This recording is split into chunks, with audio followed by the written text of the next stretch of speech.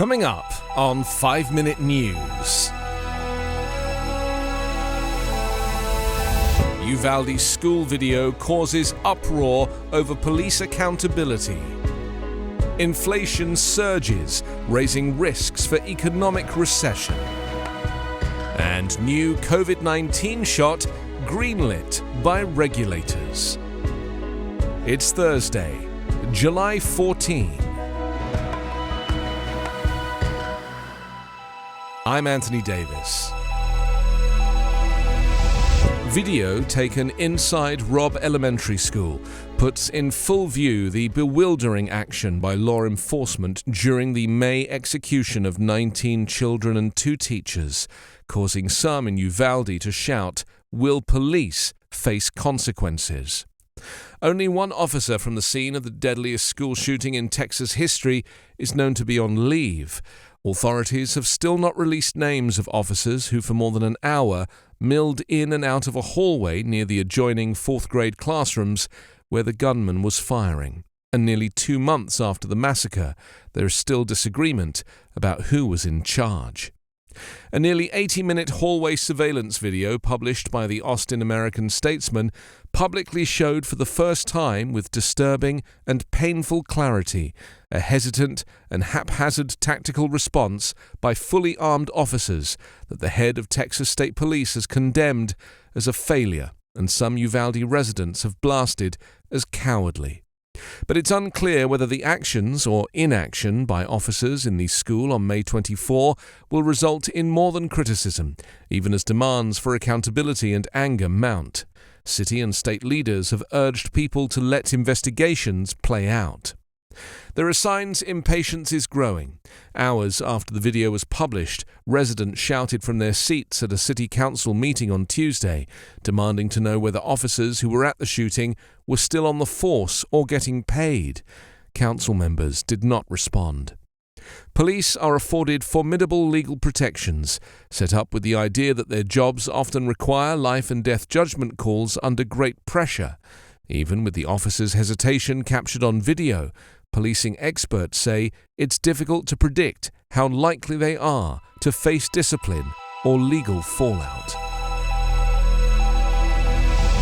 U.S. inflation surged to a new 4-decade high in June because of rising prices for gas, food and rent, squeezing household budgets and pressuring the Federal Reserve to raise interest rates aggressively, trends that raise the risk of a recession. The government's Consumer Price Index soared 9.1% over the past year, the biggest yearly increase since 1981, with nearly half of the increase due to higher energy costs. Lower income and Black and Hispanic Americans have been hit especially hard, since a disproportionate share of their income goes towards essentials such as transportation, housing and food. But with the cost of many goods and services rising faster than average incomes, a vast majority of Americans are feeling the pinch in their daily routines. Accelerating inflation is a vexing problem for the Federal Reserve too.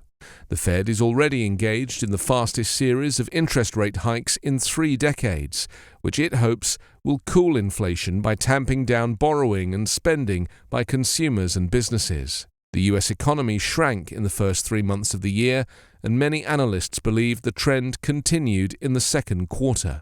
In a poll, 40% of adults said that they thought tackling inflation should be a top government priority this year, up from just 14% who said so in December. The US is getting another COVID-19 vaccine choice, as the Food and Drug Administration on Wednesday cleared Novavax shots for adults. Novavax makes a more traditional type of shot than the 3 other COVID-19 vaccines available for use in the US, and one that's already available in Europe and multiple other countries. Nearly a quarter of American adults still haven't received a primary vaccination, even this late in the COVID-19 pandemic, and experts expect at least some of them to roll up their sleeves for a more conventional option, a protein-based vaccine. The Maryland company also hopes its shots can become a top booster choice in the US and beyond. Tens of millions of Americans still need boosters that experts call critical for the best possible protection as the coronavirus continues to mutate. For now, the FDA authorized Novavax's initial 2-dose series for people aged 18 and older. Before shots begin, the CDC must recommend how they should be used. A decision is expected next week. The Biden administration has bought 3.2 million Novavax doses so far, and vaccination should begin later this month. You can subscribe to 5-Minute News on YouTube with your preferred podcast app. Ask your smart speaker or enable 5-Minute News as your Amazon Alexa flash briefing skill. Subscribe, rate and review online at 5minute.news. 5-Minute News is an Evergreen podcast covering politics, inequality, health and climate, delivering independent, unbiased and essential world news daily.